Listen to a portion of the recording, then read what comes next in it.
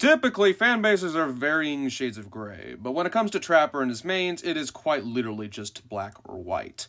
And whoever says they are into gray is a liar, and they should know better. Either you don't have the what-how to know what you are talking about, or you do, and spend most of your days making it everyone else's problem. Ignoring the people who just started the game, leave all you still can, to truly understand effective trap placement on each and every map, which the maps decide to shake it up every now and then, and weaponizing survivor patterns against said survivors takes actual thought and effort because, contrary to popular belief, there is a skill curve to learning the ins and outs of where to place a bear trap, and that cannot be discounted. Learning Trapper is much in the similar vein of learning chess, and chess can take upwards of years upon years of time just to even master the basics. Just so you can get outplayed by an overconfident dumbass who, despite all odds, had the game to back up the ego, and from that moment on, you've been complaining that things need to change ever since. Dead by Daylight was released in 2016. It is now 2025, and we had our first anime DLC release, and all Trapper has gotten in his time is just being slightly faster about things, with absolutely no real drastic change made to his power whatsoever. You know, it's okay to just let go. Just let go of your anger. And be sure to take your blood pressure medication, because it's time to get you to bed, Grandpa. This sort likes to believe themselves as upstanding members of their communities, and are often Discord moderators. But one wrong move or word is bound to set them off like a cherry bomb. And like a cherry bomb, they may explode and make a loud noise, but have ultimately done nothing but waste their own energy and make a fool out of themselves. Wraith mains are submissive as they come, and much like Wraith himself, they wear a skirt and think they are too cool for pants. Wraith is quite possibly the most milquetoast pick-up and play killer within the entire roster, as all you do is bing-bong a bell and pray to the entity that survivors are stupid enough to fall for your very predictable act of body blocking and perk and add-on combos that are totally wacky and silly. Oh, look at how fast I went through this vault! Isn't that so silly? Frankly, the joke is about as effective as me getting through to your thick skull that you don't like any sort of self-challenge. You play this killer expecting to win despite you putting in as little effort as possible into playing a killer as you can possibly muster. Sure, you won, maybe, but where have you honestly gotten? It's not like you really show your friends an epic Wraith outplay, because what honestly can you even show them that hasn't already been done before? It is simply interesting how Hillbilly during his overheat period went from, apparently, a fun killer to face to, apparently, one of the most annoying killers to face when Behavior finally realized, wait a minute, no one likes this? And proceeded to buff the shit out of Hillbilly to where most consider him now a top 10 killer in the game. And because people like to play strong characters, there's been a large influx in Hillbilly mains who simply want to get a high out of going fast and winning. You'll also find that less than half of these people are former Blight mains, since when Blight got his text removed, he's far too hard to play anymore for them. But we'll get there when we get there. However, I will say the Hillbilly community, much like Arkansas, has been saturated by derogatory stereotypes that are qualifiable under most circumstances. To put it simply, while all Hillbilly mains want to go fast and eat ass, the latest wave of Hillbilly mains is what my own grandmother would call arrogant little shits who need an ass whooping. They're obnoxious and get real pissy when you do the smart thing and leave a loop to prevent being hit by the most obvious of chainsaw hits. Though that doesn't mean the veterans won't be obnoxious either, but I can sympathize with them at least because, well, Hillbilly certainly existed. And I know what it's like dealing with brats who don't know what they are talking about saturating the local market. Whereas most communities will either ignore or talk down to people who are overestimating how good they understand and perform of a character, in the Hillbilly community it often ends up like a 90s sitcom. People will get angry, but no one's gonna go anywhere, and frankly what little petty thing they're arguing about is just fucking hilarious. I have genuinely never met an unironic nursemaid that doesn't have a problem with being tired. Through one measure or another, they are tired of something or of multiple things, and try as they may and try as they might, no amount of coffee can get them out of the stupor. Whether it is playing nurse, playing the game itself, playing with friends, or playing with themselves, they have grown numb to satisfaction itself. However, despite the fact they are tired, and despite knowing they should probably quit whatever they are doing and try something actually new for once, maybe a new hobby or two, because fun fact, you use your memory a lot quicker if you don't ever try new things, unironic nurse mains seem to have in common the fact that they simply will never change. And to those who think they can prove me wrong, I will simply say to you, this is the story of a man named Stanley. It is simply impossible to roast a Myers main, as those who truly play the character will not be watching this video. They are typically married with spouses, have children, and a 9-to-5 job, and spend what little free time they have by themselves playing Dead by Daylight to embody an iconic slasher from their childhood. In the lower brackets of skill-based matchmaking, I might add. But beyond that, it's mostly just people desperate to cling on the image that Myers is this evil you don't want to fuck with, and do whatever they can to survive in a constantly evolving game, while they remain in stagnation. In fact, from what I see anymore, instead of 2017's enthusiastic, "Oh boy, it's Myers!" nowadays it's mostly just a, ugh, him. I can't wait for the engaging gameplay of being stared at and then dying. Because honestly, everyone's just running the Tombstone add-ons anymore just to keep up. So can we honestly agree that Myers is not meant for the competitive atmosphere that Dead by Daylight sort of just kind of embodies now? Modern killers nowadays have multiple ways not to necessarily kill the survivors, but to compete against the survivors, such as with Dracula. And most older killers have been reworked in an attempt to fit the modern atmosphere, such as with Doctor. Myers, unfortunately, has the problem of being meant for a version of the game that has since come and gone. And due to the fact he's practically a perfected playable character, he simply cannot be changed without modifying the core identity and gameplay that makes Myers who he is and what he embodies. So he will, unfortunately, always be a relic of a forgotten age. It is of my opinion that Hag was a killer ahead of her time.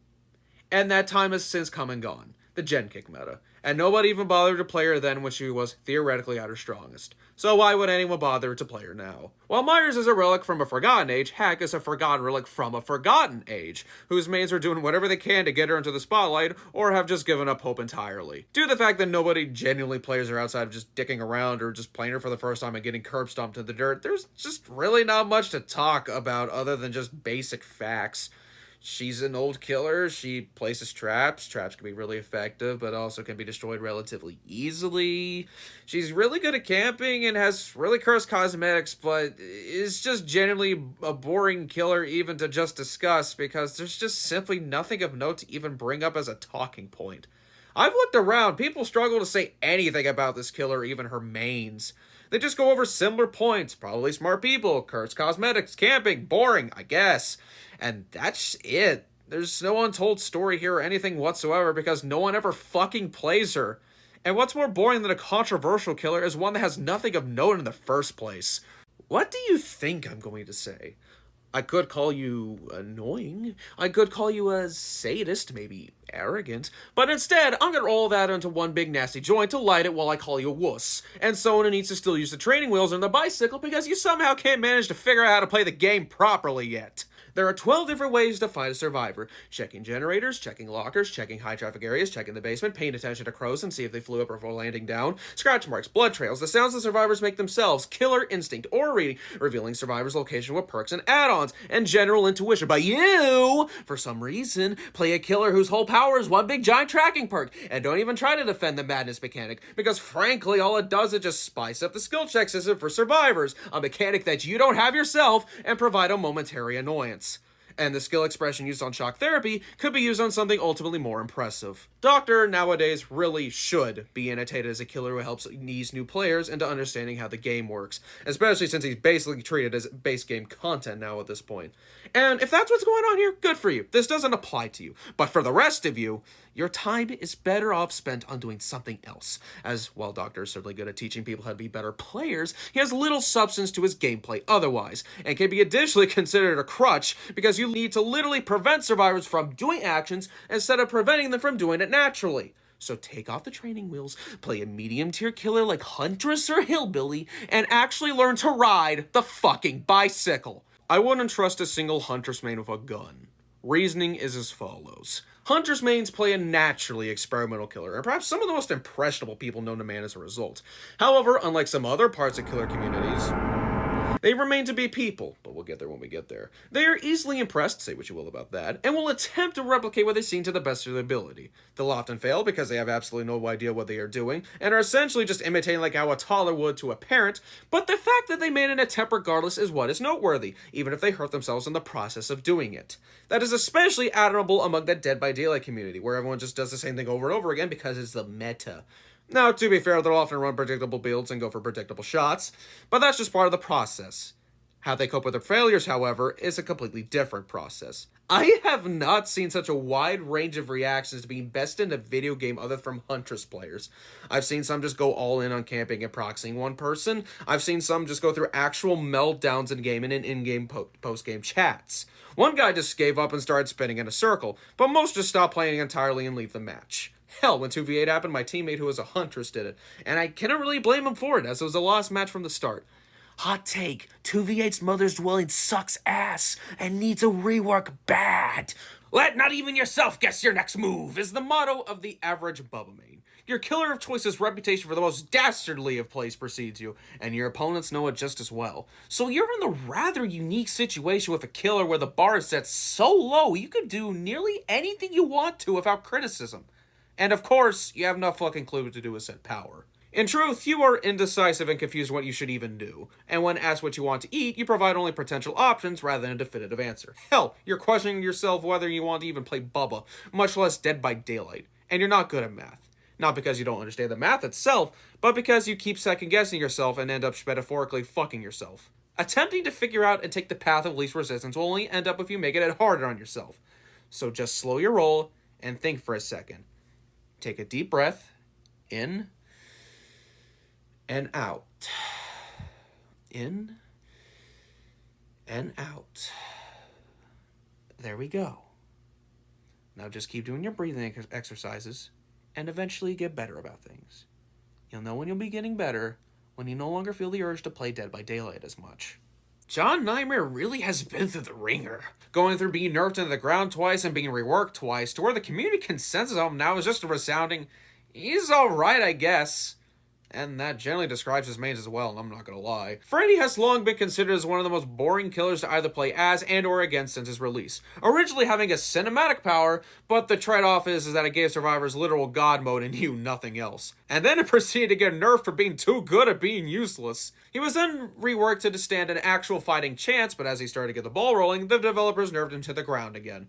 Now he's been reworked a third time, and he's as strong as he's ever been. To which he's really just a solid mid-tier. And his mains are terrified that history will repeat itself and he'll get nerfed into the ground again. Now, Nightmare mains are an overly devoted bunch, have an inability to let go, and are dangerously close to texting their abusive ex again when they finally got away from them. For years, they have gritted their teeth and convinced themselves that everything is okay, and that Freddy was definitely a fun killer to play, when everyone saw the writing on the wall and definitely saw it as pathetic.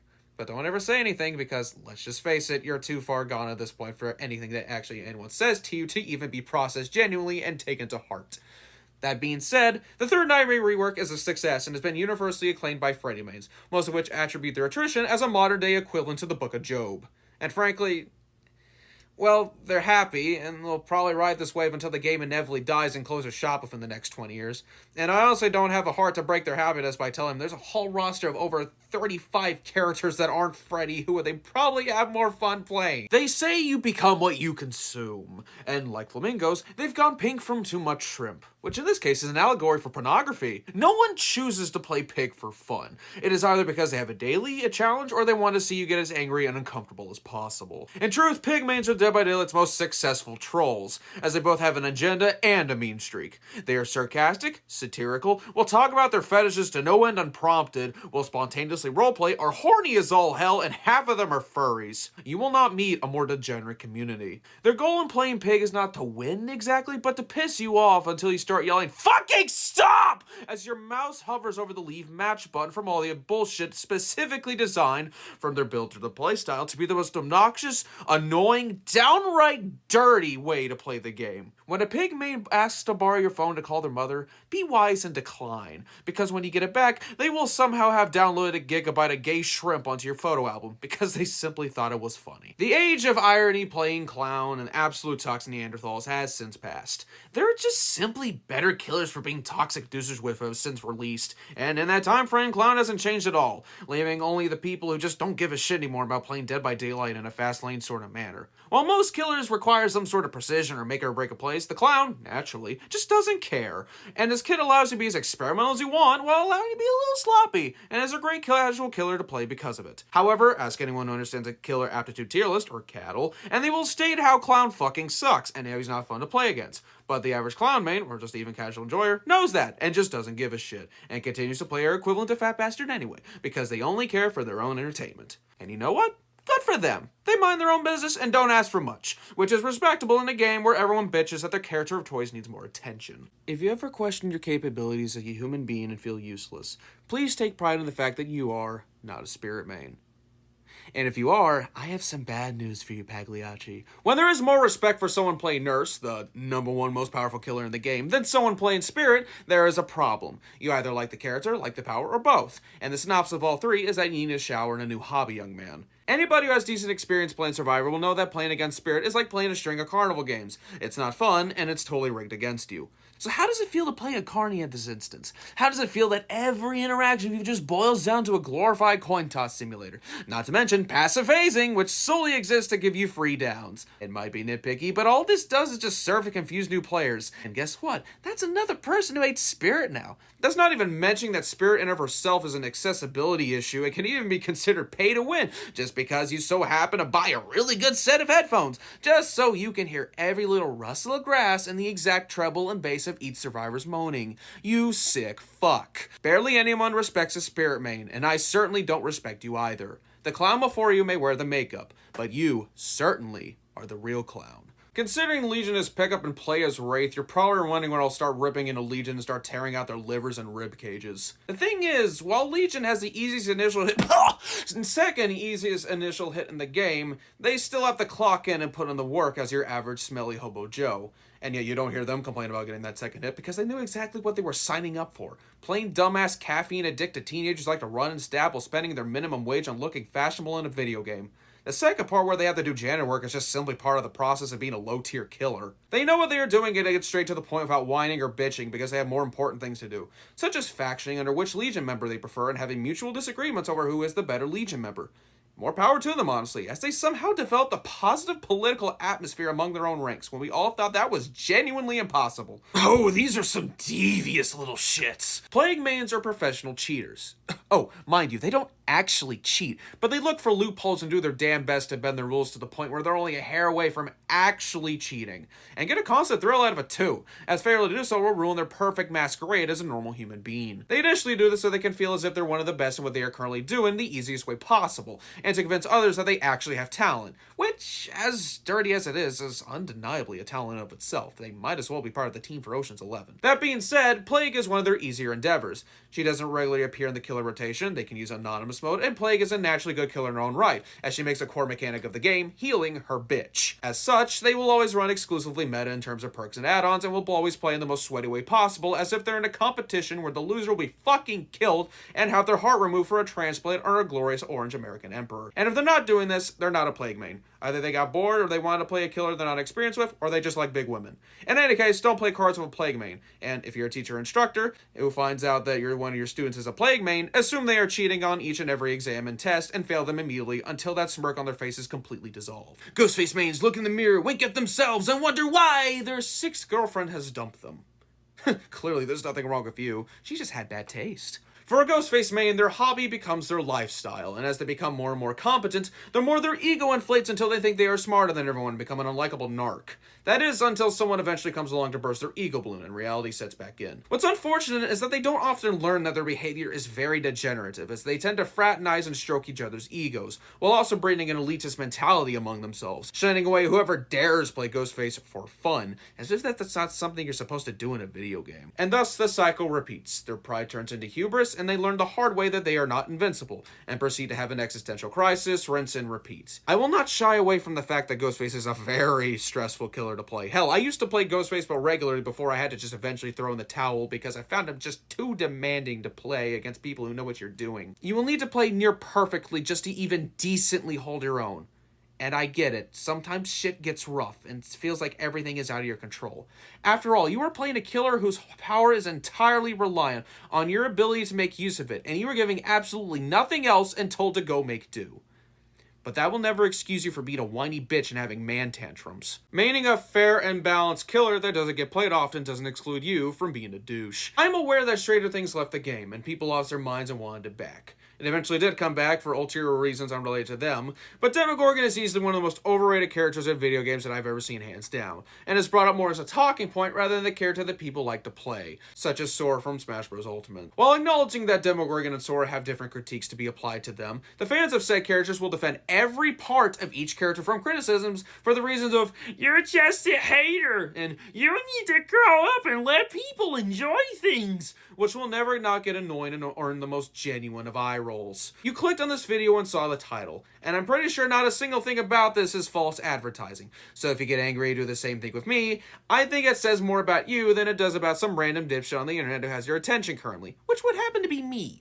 Now notice how I'm not even talking about Demogorgon at this point. That's because there's just little to talk about. A nothing burger of paragraph of lore, and none of its add-ons do really anything interesting, and the average Demogorgon match boils down to being turbo-zoned and screamed at. And survivors say that they enjoy going against Demogorgon, but in reality, it's just because you're not another Nurse, or Huntress, or Blight, or Spirit, or Wesker, or Dracula, or Ghoul. Demogorgon can also be summarized by his very rare add-on, Unknown Egg, as, in both application and appearance, it is all white and no yolk whatsoever. You know that trope where a nerd pushes up his glasses and smirks because he knows he has the upper hand or something along those lines? Yeah, that's just Oni mains in a nutshell. Sure, you don't ever hear someone call themselves an Oni main or actively flaunt it, but that's because they are filled with a quiet confidence. Or what I should rather call it, quiet arrogance. Oh yeah, they're definitely good at the game, I can't deny that. But anybody who plays Dead by Daylight for 12 hours a day is bound to get good eventually. And smell like cheese. You just believe that the whole world's against you, and you just gotta play another match to prove how much smarter than you are than the survivors. And while all this happens, your eternal monologue mid-match essentially consists of "Who's scared about the konnichiwa?" Because of course you have to roleplay as the Oni as well as fly into a gamer rage just as easy. And furthermore, why are you playing Dead by Daylight for 12 hours a day? That isn't healthy, you know.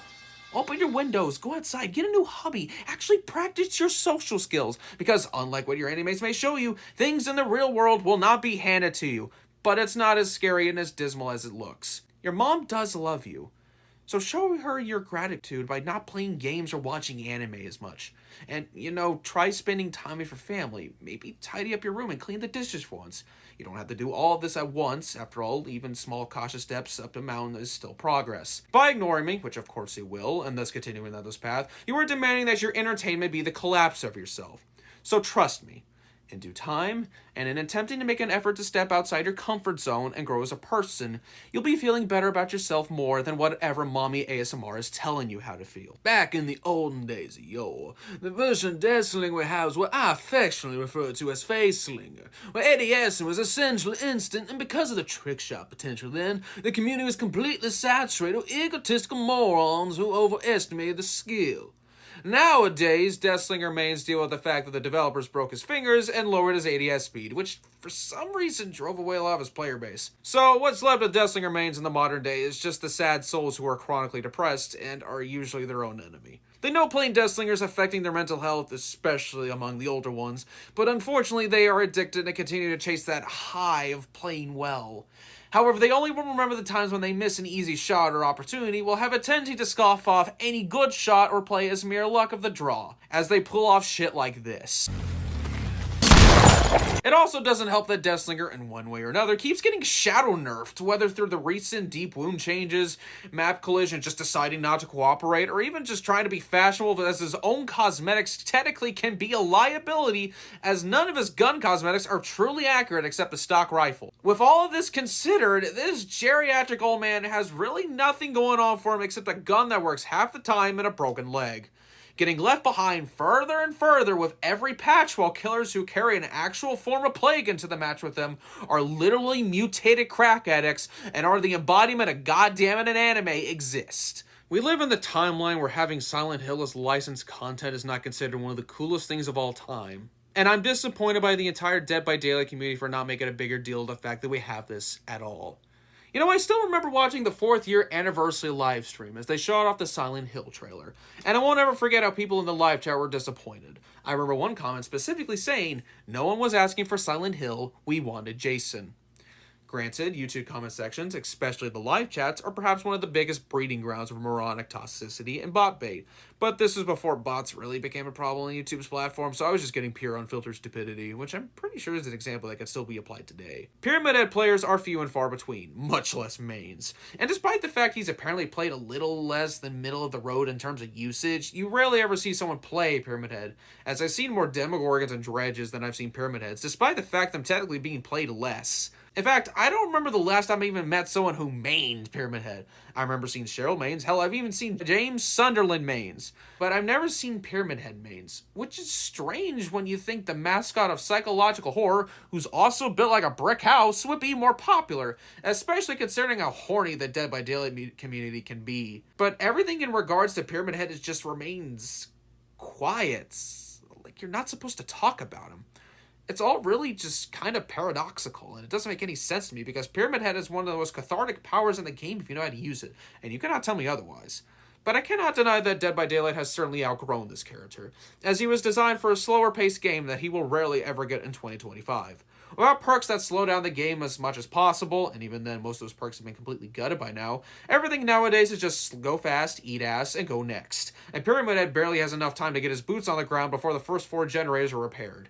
Which really is a bummer. Oh boy, here comes the fun one. I'm gonna get the chair for this one. Whenever someone says, I main Blight, I immediately think of 2 things in combination.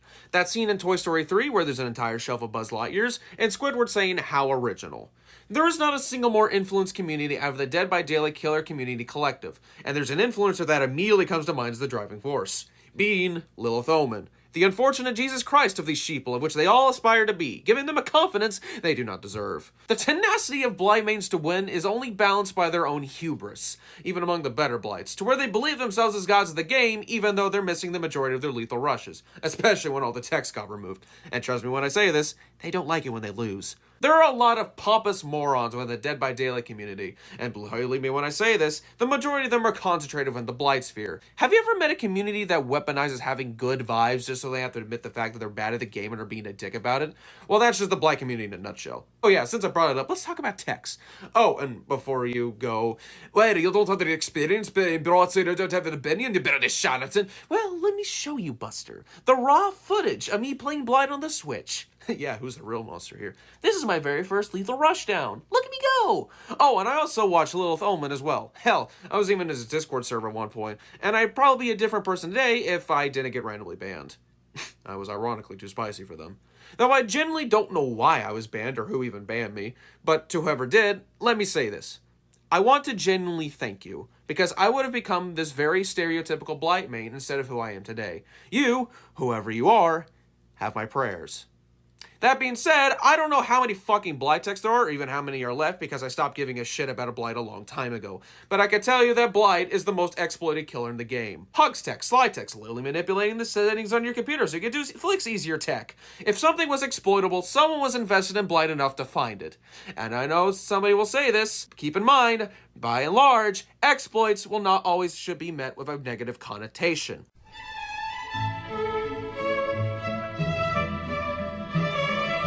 Sometimes the unintended can lead to integral gameplay, to where such exploits are sometimes even incorporated to the game as core mechanics, such as with Night and the distraction mechanic, which was originally a bug in the guard's AI, but the developers decided to make it into a full-fledged mechanic, which... why? The only problem I have is that the Dead by Daylight developers acknowledged that these techs were bugs and exploits, and attempted to patch them out multiple times. As when they thought they fixed the issue, the Blight community managed to somehow figure out a new way to break the character again. The Blight is an example of the extremes that the Dead by Daylight community will go to have a broken character, and you cannot tell me otherwise. But who am I kidding? I ain't getting through to you. You're already too far gone at this point. A lesser comedian would go for the low-hanging fruit of nobody plays her, ha-ha, insert canned laughter. But the joke itself has run its course like a roller coaster with unfinished track, to where the joke itself wasn't even true. People do genuinely play this character, not just the 3 people you can see on YouTube, but actually a whole baker's dozen worth of people who have united under the coat of arms of Demetus, Anita, Krevet, and Phantom. And much like any family who still goes for the coat of arms, they are riddled of insecurities. For example, pay attention to me! Is the war cry of the twins main, who will do anything to get your attention and keep it for as long as possible. After all, people only play twins for 1 of 2 reasons. They have a challenge Annular daily, or they have a vendetta and want to prove a point on how a child will raise a village to the ground to feel the village's warmth because said village didn't raise said child properly. and it will be constrained and pathetic out of the wild, as I literally just put it. More likely than not, they will be seeing themselves in either one of the twin shoes, or lack thereof, as either Charlotte, routinely putting up with everyone's shit while her sibling just accentuates the problem even worse, or as Victor, having to do the majority of the heavy lifting while her big sister sits on her ass the majority of the time, barely scrounging up enough motivation or effort just to do basic janitorial work. If you come across twins, just expect the worst to happen, because it's already happened, and nothing is ever fun when the French are involved. I made this meme 2 years ago. It's funny when things don't ever change. The killer that sparked the end of an era for many was the release of the Trickster, a bright and flashy K-pop star that immediately almost everyone rolled their eyes at. It is no hot take that Trickster and his power showstopper is one of the most loathed characters in video gaming, next to Ness in Super Smash Bros. And the Juggernaut Maniac from Call of Duty Ghosts. To where they aren't particularly effective in actually fighting you, but their mere presence just immediately gets the point across that this is going to get very annoying and very frustrating very quickly. I used to be on the Trickster hate train until I realized that it's just kind of dumb, as Trickster mains in of themselves ironically hate the current state Trickster is in more than any of us average Joes ever can. Despite that, with everything considered, Trickster is perhaps the closest killer we had to an underdog in Dead by Daylight, and often people favor and root for underdogs. However, in the case of Trickster, they are the underdog in a 1910s moving to America with nothing but a dream type story, and they're going to work their ass off of as little as they're possibly afforded. Which, mind you, this story never had to even happen because they had a comfortable and easy home an ocean away. So it really just boils down to them being masochistic and downright insane. The sheer tenacity of Trickster mains to sticking to a Huntress that has put all her points into charisma and luck is just honestly astounding, because I already talked about an easier, more powerful, and more widely accepted option, and it's quite literally right there.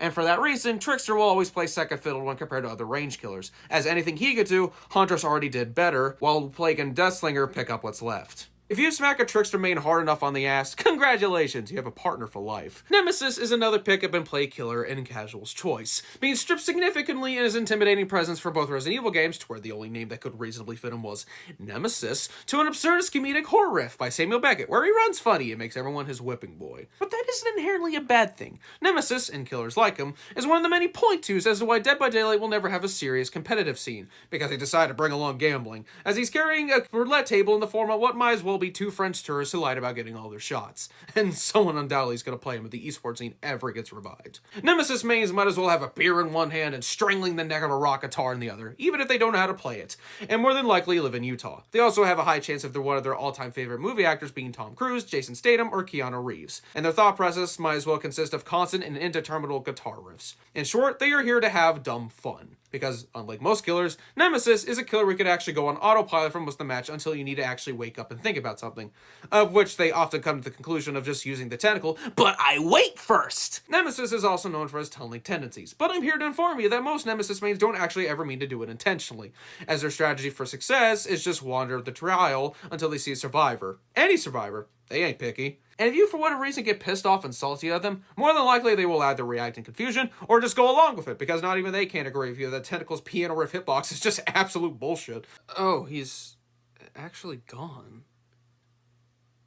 That's a damn shame. He was one of the better ones. I guess I'm just gonna go on without him. So, Pinhead.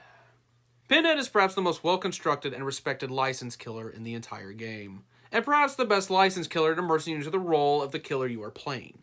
While Myers, as I stated, allows you to immerse yourself as a creepy stalker, attempting to be creepy that way will only just result in you losing the game. Pig and Nightmare suffer somewhat similarly from the same problem, while Ghostface is just too stressful really to be immersed into playing. And all modern licensed killers after Ghostface don't really try to immerse you into the role of them, as they try to give you an interesting power to use, which, fair enough. The closest a licensed killer gets to Pinhead is Bubba, where it's pretty easy to immerse yourself as a big dumb silly man with a chainsaw. But the thing is with Pinhead, in order to play Pinhead properly, you have to immerse yourself as Pinhead, which means, in other words, being a pain in the ass and enjoying every second of it. The better Cenobite mains will cook up whatever build they could possibly muster to watch survivors squirm for any advantage possible for their own sadistic pleasure. At least they're doing these war crimes on a killer whose whole identity is being a pain in the ass. In a way, it's begrudgingly respectable. In any case, please stand and take off your hats, as we pay respects to Pinhead, the Cenobite, as her bugler horns a funeral song for the fallen.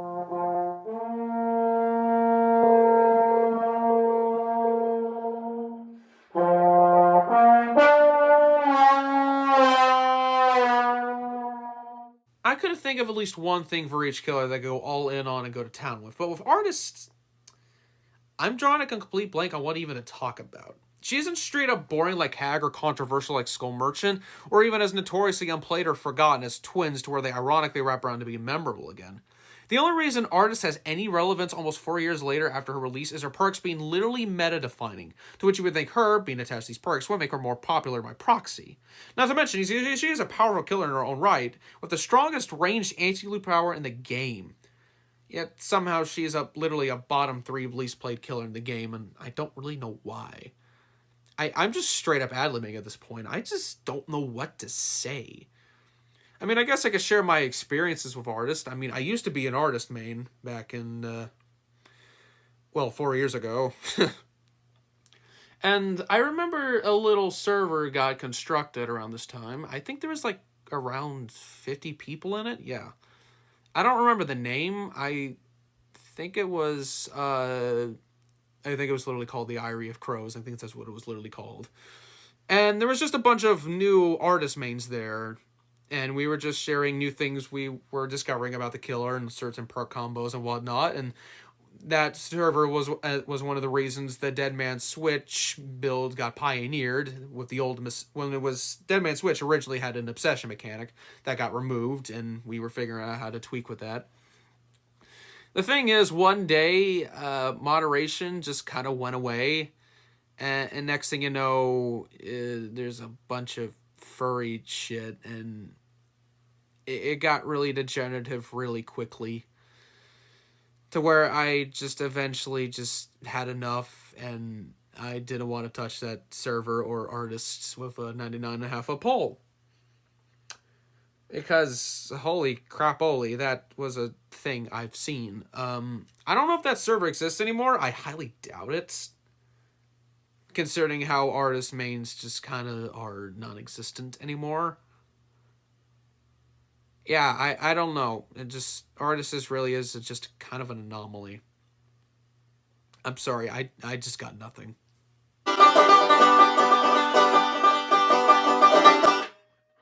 Oh, hi! Sorry, I was just, doing what Onryo mains do, and injecting my creative talent into a topic for absolutely no reason other than to garner attention, of which I will more than likely probably just be ignored. Onryo mains are just Wraith mains, but exclusively introverted and emo, and as such need to be constantly put into checks so they don't end up doing something stupid. As most of these people don't know how to talk to another person, they resort to social media, because that's clearly going to help you with your social skills and not exacerbate your problems. If they are actively talking instead of social media, well, tell them literally any criticism about themselves, their art, or bad news whatsoever that is semi-personal to them, and they will retreat back into their shell of introversion for the next few months. You best do this before they end up doing something really stupid and end up getting banned from whatever social media platform they're on, and then there will suddenly be one less Onryo main in existence, and trust me, we don't need that, because Onryos are just rare enough as an endangered species as it is. Onryo mains tend to play the game as a stress reliever, and are prone to emotional crash-outs because of the fact they're playing an online multiplayer game as a stress reliever, the fact they're playing Onryo, which is a weak killer whose power is often screwed over by RNG, and the fact that Dead by Daylight is just a frustrating game to play. Despite them knowing these things, they will do whatever they can to ignore or futilely disprove the truth in an attempt to finally reach catharsis or some inner peace that they will never find. This also just doesn't apply to Dead by Daylight, mind you. Oh, you're a band kid, aren't you? Don't lie to me. I'm onto you. I mean, take it from me. I played in my school district's concert band for 8 years, my high school's marching band for 5, and my high school's jazz band for 3. I think I know a band kid when I see one, because I look one in the mirror every day. But keeping that in mind, that even as part of a band, there were just some people we stayed away from because, well, they were just fucking weird, man. Weird habits, weird inside jokes, shittily dyed hair, and a demeanor that would nerve actual rednecks right next to them. And for where I was from, kids as early as the age of 12 were hunting 6 to 8 point bucks and driving their daddy's farm truck. They draw OCs and make questionable financial decisions, such as buying all the Dredge cosmetics, that make you wonder what's going on inside their head. Are all, some, or any of the gears in their head oiled or even turning like how they're supposed to? Why do they insist that this heap of rotting body parts is marriage material? Why do they make me question whether or not they are part of the reason the Undertale and Pokemon fan bases have such a negative stereotype? And why does it make me think being near one will give me an infectious disease? It's a shame, too, as Dredge is a pretty goddamn cool killer with some neat little gimmicks to his identity, being essentially a sentient and intelligent pocket dimension, which I can't deny allows for some really great cosmetics. Dredge is also the scariest killer in the game, and there's simply no arguing that, and he's definitely not going to be dethroned anytime soon. There's also half the reason people play this killer, to be scary and respected for once. Problem is, Dead by Daylight, despite being a horror game, is really more of a horror-adjacent action game, and it really limits on how scary Dredge can be. But I won't doubt that their inclusion in any other context, like an Amnesia-style game, will make them one of the scariest monsters in video game history. However, Dredge will more likely than not be stuck in Dead by Daylight until the game inevitably dies in about 10 to 20 years. And because of that, they're no more scary than an open tin of Vienna sausages. At the end of the day, Dredge mains are weird and you should probably proceed with caution when dealing with one. And when playing against a Dredge, assume they are running an endgame or cheese build, regardless of how good they actually are. Can you have chosen any other killer? It is said in order to make an omelet, you need to break a few eggs. The problem is, most Wesker mains fail to break said eggs properly and just sort of deal with the fact there's no eggshell in their omelet. And eating it is very uncomfortable. Needless to say, most Wesker mains don't know how to cook. While almost all Wesker mains talk the talk and walk the walk and make being a Wesker main their absolute entire online persona, most have absolutely no clue what they are doing and rely on the charismatic arrogance that Wesker naturally exudes like an odor to get them through the match. You can certainly tell the difference between someone who actually knows what they are doing and someone who thinks they know what they are doing. From the example I have shown, it is easy to see that Wesker is part of the top 5 most exploited killers in Dead by Daylight, along with Chess Merchant, Forever Freddy, Released Legion, and Blight. But unlike those others who have received developer feedback that these exploits were, in fact, not intended, and thus received changes and attempts to patch them, it's all been but radio silent when it comes to Wesker, which I find extremely fascinating. However, I just believe it boils down to how Mastermind himself is coded and programmed to work, and how fucking with any of that is bound to make a lot of people pissed off. Indeed, Wesker is undeniably overused and overhated character, and it really shows. Almost everybody knows the counterplay, the timings, the cooldowns, and knows how exactly to beat your ass to a pulp if you don't put your all into playing Wesker, which most of his mains don't. As much as they wish to play the part, you actually have to be a dick in order to be as overconfident as Wesker himself is. Also, why do so many people lust for this man? Have you not seen how he treats Alessa in Resident Evil 5? Why are so many people ready to unironically devote themselves to an abusive relationship? It just boggles me. Maining Night is a silent cry for help, and these are some weird lonely fucks. As a result of their natural introversion and having self-esteem made of sugar glass, they will play the only killer who actively brings friends into the trial with them because they have a vendetta and want to feel better about themselves, with absolutely no regard to what the survivors might think of them with their underhanded tactics. They are not here to quickly prove a point on how they're better than everyone else. Hell, they themselves cannot actively accept the fact that they could be better than anyone else, but rather they have a chip on their shoulder about the world around them, and will waste everyone's time as a result of being a needy and petty little bitch. If they are even worth their salt, they are in for the long haul and will be single-handedly slowing everyone's roll to a halt by playing the one killer who could prolong the average time of a 15-minute Dead by Daylight match to at least half an hour with their shenanigans of being annoying and pathetic as possible. And despite all I just said, when the dust is settled, just be nice to them. Because whatever insult you could possibly say to them will not hit as hard as an insult they come up with themselves. Hell, they'll probably appreciate it and immediately send a friend request. But keep in mind that they'll probably get emotionally attached if you don't set boundaries really quickly. There was one character in specific media that completely disappoints me by their hack job of character design and backstory. She is clearly rushed by her inclusion. It was pretty much forced to go public when she clearly still needed time in the oven. Instead of the people in charge of said character attempting to salvage what they had left, they are too embarrassed to admit they made a mistake and did what they could to essentially kill her off in a later installation without pissing off her small but rabid fanbase in the process. If it wasn't for the constant community backlash pointing out and lambasting said character, she wouldn't have come off as cheap and downright embarrassing as the character themselves in any other context is so undeniably forgettable. That character is Rose Tico from the Star Wars sequel trilogy.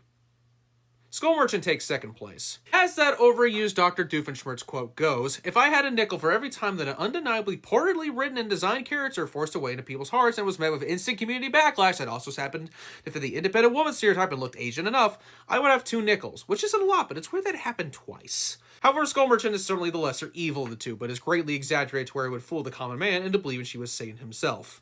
However, I was born what can be considered hell itself, the Oklahoman Panhandle, which means I ironically have the God-given right to play devil's advocate whenever the hell I want. And right now, I'm feeling generous, because whatever I could possibly come up with won't be as insulting or as funny as what the Skull Merchant players have done them by their own hand to shoot themselves in the foot. In short, you're not giving your lawyer much to work with. The true Skull Merchant mains just want to be left alone, though that's kind of hard when you're playing a multiplayer game, but I can't blame the notion, because their player base was once flooded with morons and trolls until behavior finally just decided enough was enough, and took Skull Merchant out back and shot it with a Nerf gun. The whole Skull Merchant situation really is just sad.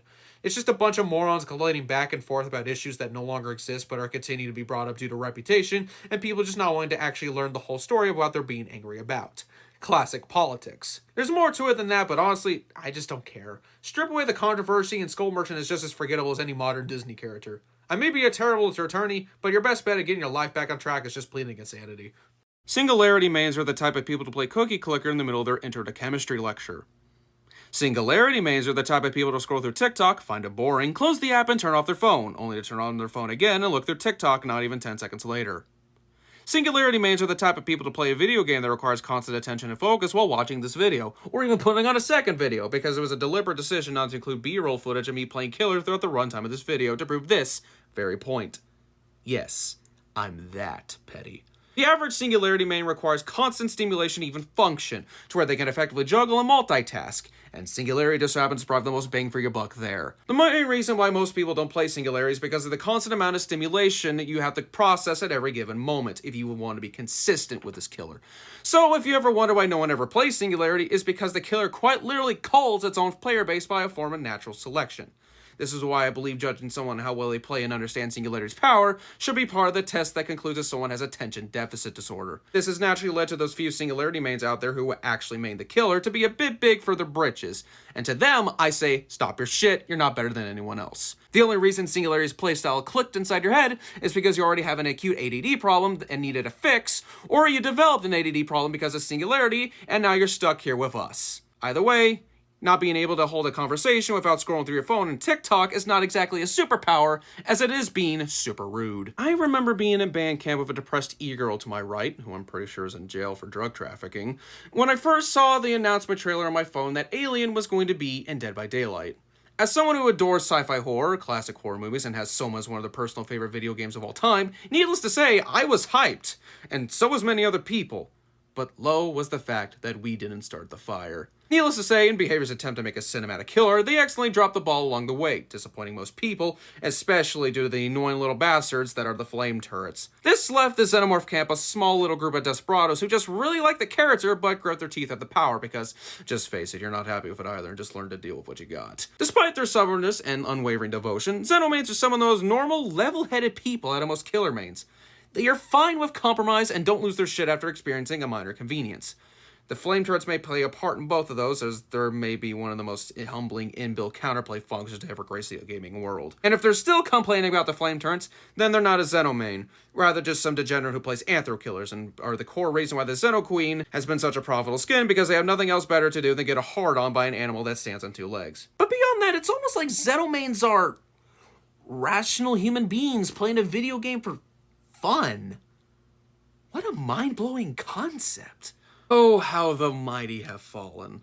Chucky walked so that a certain vampire could run, but he also had to take the blunt force trauma of a sledgehammer to the skull. This little shit got nerf after nerf to where it's just sad, and I'm generally confused on how the developers want you to play Chucky anymore.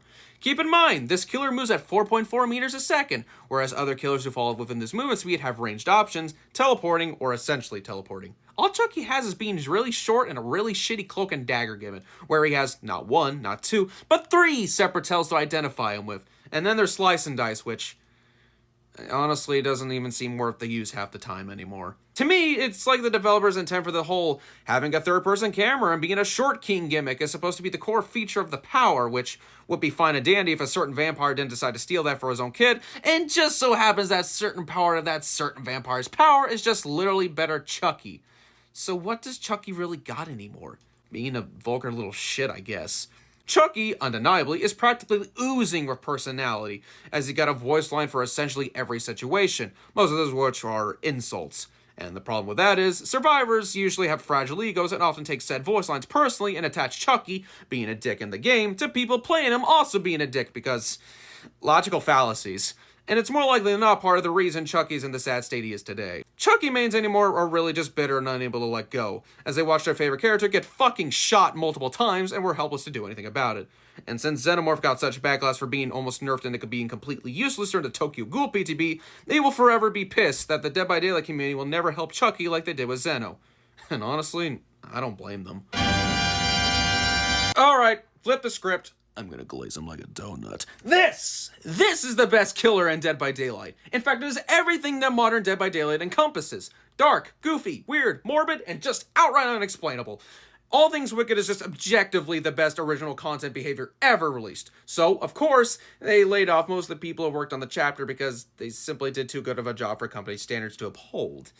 But I digress. Unknown is simply the cool kid's choice, and I do not mean that lightly. There's so many little cool things you can do with the bouncy balls that erects out of itself, with so many little nuances and techniques, you are practically required to be creative. As, unlike Huntress, the margin for error is lowered significantly, so just doing boring, predictable shit will get you nowhere. No one could possibly be justifiably mad at a good Unknown main. But the bad ones who don't even try go for cool shots and just do the same old boring camping and tunneling strategies so they can make up for a skill issue on their part that they refuse to cure, yeah, they just have everything coming to them. So if you think you were up to the task of joining the club of the coolest of Daniels, by all means, step up to the plate and impress us. Because we certainly need more people attempting to do cool and difficult to do shit, rather than just cheese their way to victory through the least effort possible. You know, for how many people wanted Stranger Things Vecna in Dead by Daylight, you think the actual Vecna being in the game would be cause for worldwide celebration? Yeah, nobody plays Vecna anymore, and it's simply due to, once again, a certain vampire taking a core part of a former killer's identity and simply doing it better. With that aside, Vecna's gameplay loop is an acquired taste, more so than other killers, because of his all-or-nothing spell management playstyle. Despite the fact that the spells demand you to know exactly what you're doing from the get-go, the power itself really doesn't give you many opportunities to, you know, use them and learn how they work. It also doesn't help that the survivor counterplay to Vecna is just literal gambling. Roll a dice, get an item, usually, which I can't deny feels a little tacked on because Vecna's spells have counterplay in of themselves, but they just gotta nudge you on the shoulder a little more, remind you he's from Dungeons and Dragons with a really unnecessary counterplay mechanic. And I mean, sure, these counterplay items don't really impact Vecna much, except the interloader item set and the items that give survivors literal teleportation and invisibility against him. Yeah, sure, you only get these items after rolling a d20, which sounds rare, but in my experience, someone always gets one of these items every single game. Vecna feels like a competitive killer that was then castrated into the role of being a casual one mid-development. And considering how a certain vampire is literally just more action-packed Vecna, who literally released 3 months after him, I think it's easy to see why just nobody cares anymore except for hipsters, D&D nerds, and the handful of weirdos who his playstyle resonates with. Every option, every available all at once is the shtick of this killer. Having map mobility, teleportation, stealth, mid-range anti-loop that could go over vaults, pallets, and whatever the game considers a small object, dashing anti-loop that could break pallets, tracking that gives a speed boost and recharges the aforementioned dashing anti-loop faster, check spots, built-in IMO-healers, interesting add-ons for the most part, voice lines, and a cosmetic with an exclusive Mori and voice lines in of itself.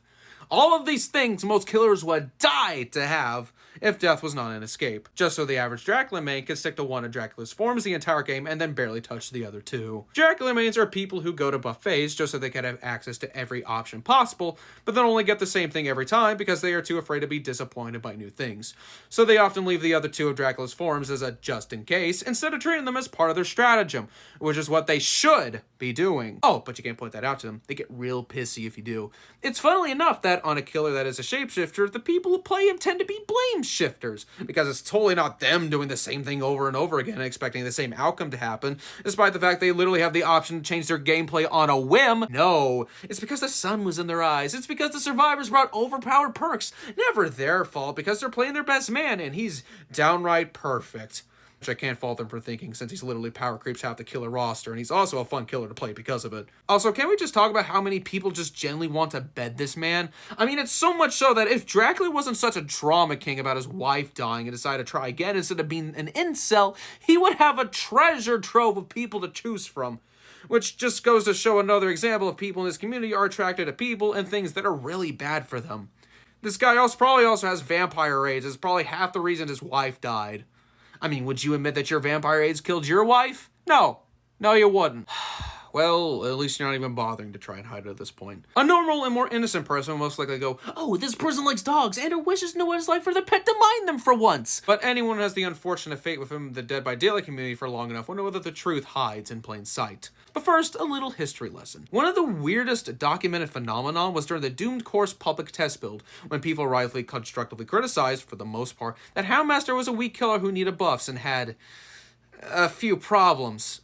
Meanwhile, other people, who had somehow immediately latched onto her for some reason, were trying to shut down said constructive criticisms with, "She's fine! Everything's fine! Let people enjoy things!" Literally killing people with patronizing kindness, and weirdly not directly insulting them, which is a cause for concern among the game where people insult each other for basically doing anything. And I really couldn't understand why this was the case until I thought about it for 10 seconds. Yeah, Houndmaster is the closest thing we have to a dominatrix in this game. I mean, literally all the elements are right there. Other than that, there's not really much else to talk about. Houndmaster mains are doormats because for some reason that's what they want to spend the rest of their lives being, and Houndmaster is just a decent killer, albeit with a lot of interesting bugs, but nothing to write home about though. Say hello to Wesker 2, Electric Boogaloo, now with 100% more. Yeah, I'm not gonna beat around the bush here. This is just easier Wesker for weebs. So just apply what I said about Wesker, dial it back a bit, and add anime stereotypes. I'm also going to refuse to call him by his actual name and instead refer to him as Weebsker, because it's just funny to me. I'll be honest, I don't really care for Weebsker, and the more I look at him, the more I wish he just didn't exist. It's like he looked at Wesker and decided to paraphrase the summary points that made Wesker's character to make his own, but also decided to add his own artistic flair so he looks more intimidating. Problem is, Wesker, in of himself, is a very goofy character, so much so that he wraps around to being cool again due to it. However, copying a look that only works for Wesker will only result in looking downright pathetic. I mean, just look at Weebsker. He's wearing all black with fingernails additionally painted black because I'm so depressed. My life is just darkness, death, blood and bones. And then proceeds to wear a button-up romper. And I don't know why I'm thinking this, but it's like he's cosplaying himself. And then he's wearing shorts with tights. Just wear pants. Or better yet, wear striped tights with those shorts, because at least you could be the first femboy killer in Dead by Daylight. And finally, those girly screams of yours fit. Now, to be fair, his store cosmetics are definitely better than his base appearance, but then the name of his power doesn't make sense, and you also gotta pay for him, so maybe this whole entire character is just one big joke that I just happen not to catch. I mean, I don't watch anime. My middle school friends try to get me into it, but I just simply couldn't because of most of what makes up anime just makes me cringe. The worst part is Weebsker is already popular, and I'm fully expecting him to see in the next 2v8 iteration, most likely alongside Oni and Onryo because it just makes sense from a business standpoint. So please, allow me to continue to ignore his presence for as long as I possibly can deny it. And the more you rub Weebsker in my face, the more I want to punch you in the face. And trust me, you don't want that, because I will fuck you up. Look, the FNAF chapter is obviously going to include Springtrap, but most likely he's going to be the skin of an animatronic that gets shapeshift into him with an exclusive Mori, because that would be an easy $20 squeeze out of every FNAF fan, which, by the way, is a lot of people. Which brings me to my point. The inclusion of FNAF is going to burst forth a wellspring of degeneracy you are not going to believe until you see it happen. You think it's bad now? Resident Evil and Tokyo Ghoul is small pickings compared to FNAF. And let me remind you that FNAF was a major contributor to the Elsagate phenomenon that is still present today. The worst it has really gotten in Dead by Daylight is one of Lucifer's lackeys known as Gerald showing up every once in a while like a mythical beast, and bloody Prestige 100 Leons with names such as Ada's Cum Dumpster. And while this is all pretty degenerative, you'd be surprised on how creative people can be when they work with limitations. And FNAF fans have proven time and time again to be very creative, especially when it's to get exactly what they want. Oh, but survivors aren't killers, they're survivors. They repair the generators, run around, and try not to die. How could they possibly be evil as literal killers? You claiming false advertising.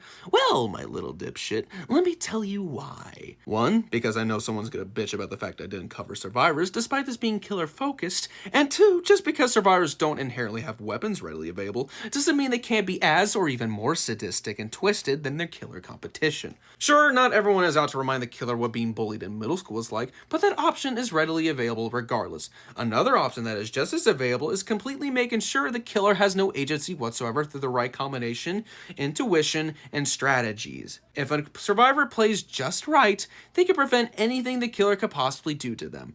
Because in most circumstances, the only reason killers ever get downs is due to the survivor's mistakes for not understanding and adapting to the situation properly. or because another survivor didn't do it and screwed you over. You are playing the power role, and have the ability to just make even just picking you up genuinely a chore. You also have the ability to speed run through a match, or just be a dick to everyone around you. You have no right to complain because anything you say will be a universal skill issue. Unless there is genuinely a problem, which happens occasionally. Thank God most people play Survivor casually, because if everyone actually tried to learn how to play Survivor, the game would be infinitely worse for everyone involved. Anyway, I'd say this would be the end of the video, but I got a few more goodies for you kids. So, because I know how much you like tier lists, I got 2 tier lists for you. So here's a tier list for how much I respect you as a killer main. Just generally everything there. I mean, should be. And then here's a tier list for how much I have experience with each killer. Other than that, this is the end of the video. I mean, I don't really care if you subscribe or click a bell or leave a comment. I really just don't care. There's not much else to this video other than just Mr. Banjo Man playing his banjo over there. So I'm just going to shut up now and let him finish up because I know he goes on for quite a while. So yeah, have a good day, I guess. Peace.